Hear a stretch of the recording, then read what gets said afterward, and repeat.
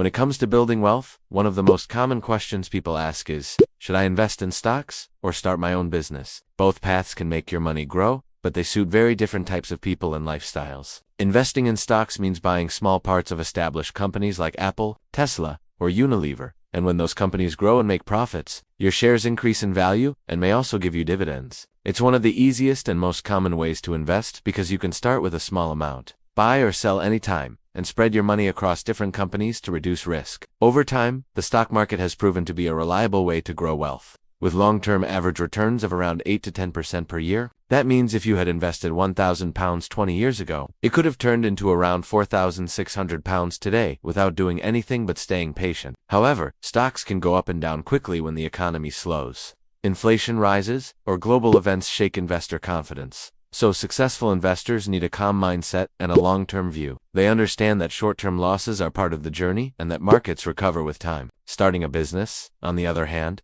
is a more active and hands-on way to build wealth. Instead of owning a piece of someone else's company, you create your own. You make the decisions, control your direction, and directly see the results of your efforts. A successful business can grow much faster than stock investments sometimes, doubling or tripling your money if your idea meets the right demand. Many UK entrepreneurs, such as those behind Gymshark, Monzo, and Innocent Drinks, began small but turned their ideas into multi-million-pound companies. However, this path comes with high risk. Around 20% of small businesses fail in their first year, and 60% close within 3 years. Challenges such as rising costs, changing consumer habits, and heavy competition can drain finances quickly. Running a business requires persistence, creativity, and problem-solving under pressure, while investing in stocks mostly requires patience and discipline. Yet, building a business allows you to create something unique, an asset that reflects your ideas and values and can even provide employment to others. Another major difference between stocks and business ownership is time and effort. Investing in stocks can be almost passive. You buy, hold, and let time do its work while your money grows. You can continue your day job,